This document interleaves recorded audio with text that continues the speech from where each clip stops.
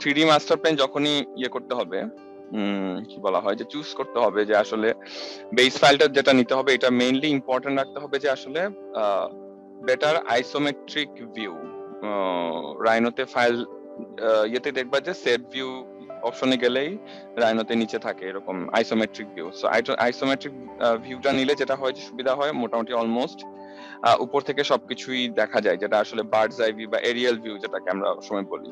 তো এটা একটু মাথায় রাখো যে যখনই 3D মাস্টার প্ল্যান কোনো পার্টিকুলার সাইটে চুজ করব, এখানে সব থেকে বেশি ইম্পর্টেন্ট ব্যাপারটা হচ্ছে যে ডিজাইন এজ এ ওভারঅল যেন সবকিছু বোঝা যায়। এবং সব থেকে বেশি ইম্পর্টেন্ট হচ্ছে অ্যাঙ্গেল চুজ করা, মানে হয়তোবা আমি এই সাইড দিয়েও দেখাইতে পারি অথবা এরকমও করতে পারি, কারণ যেদিক থেকে আমার ডিজাইনটা দেখতে আসলে আমি বুঝাইতে যদি পারি আর কি, এটাই হচ্ছে মেইন প্রায়োরিটি রাখা উচিত। তো সেক্ষেত্রে এই অ্যাঙ্গেল চুজের ব্যাপারটাও কিন্তু খুব ইম্পর্টেন্ট।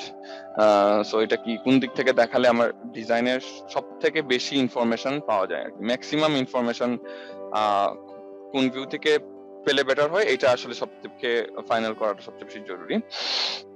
এটা হচ্ছে মেইন জিনিস। আর অনেক সময় ম্যাক্সিমাম টাইমে যেটা করি যে 3D মাস্টার প্ল্যানের ক্ষেত্রে, যে এটা যেমন এইটার বেস ফাইলটা হচ্ছে বেসিক্যালি দেখে বোঝা যাচ্ছে স্কেচআপের, হ্যাঁ স্কেচআপ থেকেই নেওয়া অলমোস্ট সব লাইন, তারপর খালি লাইনটাই নেওয়া হয়েছে, এন্ড হচ্ছে শ্যাডো, যেটা স্কেচআপে স্টাইলটা ওর সাথে দেখাইছিলাম। সো এটা জাস্ট এটা স্কেচআপের একটা ভিউ। এখন আসি প্রত্যেকটা লেয়ারে আসলে কি কি করা হয়েছে। যেমন ফার্স্ট লেয়ার তো এটাই, তো এটার সাথে যেটা বলতেছিলাম ইয়েটা আছে, শ্যাডো শ্যাডো লেয়ারটা আছে দেখতেছো আই গেস, আর একটা হচ্ছে ক্যাড এর লেয়ার আছে, ক্যাড এন্ড শ্যাডো। সো এই যে এটা হচ্ছে ক্যাড ফাইল।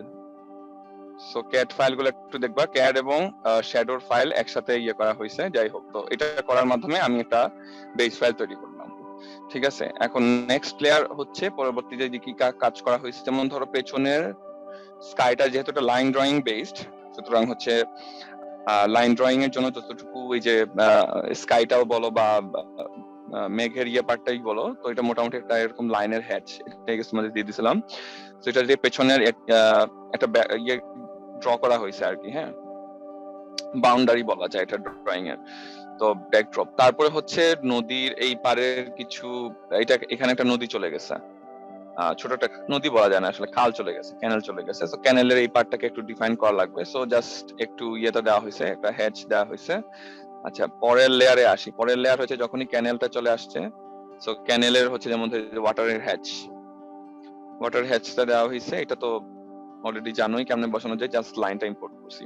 সো এখানে যেটাই বলতেছিলাম যে একটা জিনিস হচ্ছে পার্সপেক্টিভ যখনই নিতেছি, একটা লেভেল পর্যন্ত ধরো প্রজেক্ট যদি এইটুকু থাকে, ধরো আমি সাপোজ ধরো প্রজেক্টটা এইটুকুর মধ্যে শেষ, এবং তোমার সাইড ধরো এইটুকু শেষ, এটা ধরো সাইড লাইন, এবং হচ্ছে এটা যদি আমাদের প্রজেক্টের বিল্ড ফ্রম ধরো এইটুকু।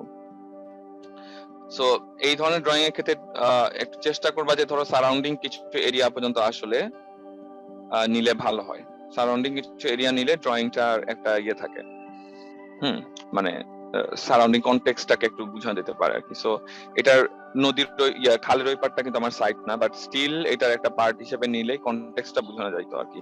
ধরো এখানে যদি আমি এই পার্টটা না দিয়ে এই পানিটা যদি এই আকাশের সাথে মিলাই দিতাম, সিমস লাইক যেন খুবই বড় একটা নদী আছে, ঠিক আছে, এটা আবার ভুল ইনফরমেশন দিতেছে, হ্যাঁ। তো এটা একটু খেয়াল রাখলেই চলবে যে এই জিনিসগুলো যেন না হয় আর কি। আর এই কয়েকটা জিনিস মনে রাখতে হবে। আর কিছু গ্রাসের কিছু লেয়ার দিছি, এগুলা আসলে খুব বেশি এটা চোখে লাগবে না।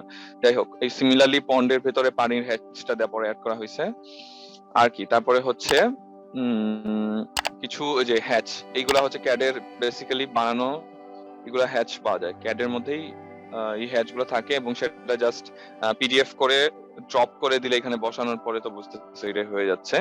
এগুলা পার্সপেক্টিভ ইয়েতে দেখাইছিলাম। আচ্ছা, কিছু কোকোনাট ট্রি আছে যেগুলো সাইটের মধ্যে অ্যাভেলেবল, এবং এটা সাইটের মধ্যেই আছে। সো এটা জাস্ট একটা অপাসিটি কমায়, গাছ যেহেতু একটু অপাসিটি কমায় আসলে দেওয়াটা বেটার, যাতে ডিজাইন থেকে যেন ওভার পাওয়ার না হয়ে যায়, ঠিক আছে। আর সারাউন্ডিং কিছু ট্রিজ যেগুলো আছে অলমোস্ট মোটামুটি ইয়ে করে দিয়ে দিছি।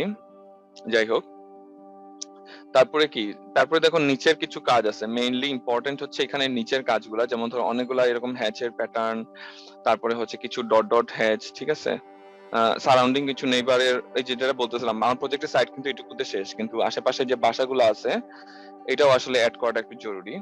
তারপরে দেখো এটা কাজটা হচ্ছে এখানে, এই যে এখানে একটা শুরু হয়েছে, যে এখানে একটা যেহেতু মোটামুটি সবকিছুই লাইট, আমার ডিজাইন ফর্মটাও লাইট, তারপরে হচ্ছে এখানে গাছগুলাও এরকম লাইট, ক্যানেল বলো বা পেছনের ব্যাকড্রপ বলো, অলমোস্ট সবকিছুই লাইট। সো সবকিছুকে মোটামুটি একটা ফোকাস যদি আনতে হয়, বা জিনিসটাকে যদি একটু কি বলবো, একটু ফোকাস বলা যায়, হ্যাঁ ফোকাসে আনা যায় বা এটাকে ফুটানো যেটাকে বলি, তো এটার জন্যই আসলে কিছু মানে ডার্ক একটা গ্রাউন্ডের কালার দেওয়া হয়েছে যাতে একটু সমস্যা না হয়।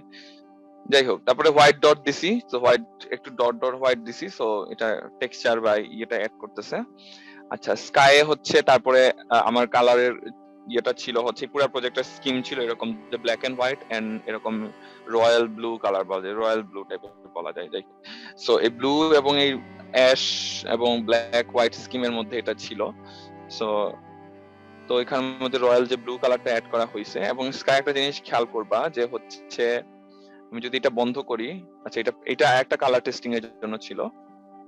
এই যে এখানে এই যে ওয়াটার কালার যে ব্রাশ গুলো আছে, ব্রাশ গুলা জাস্ট শেডিং গুলা করা হয়েছে, ট্রাই করা হয়েছে যে ডার্ক ব্লু দিয়ে হচ্ছে এজ গুলাকে জাস্ট একটু ফুটায় তোলা। হ্যাঁ, সো এইটা এই দেখো বেসিক্যালি ডার্ক ব্লু এর উপর জাস্ট একটু ডার্ক কালারের শেডিং।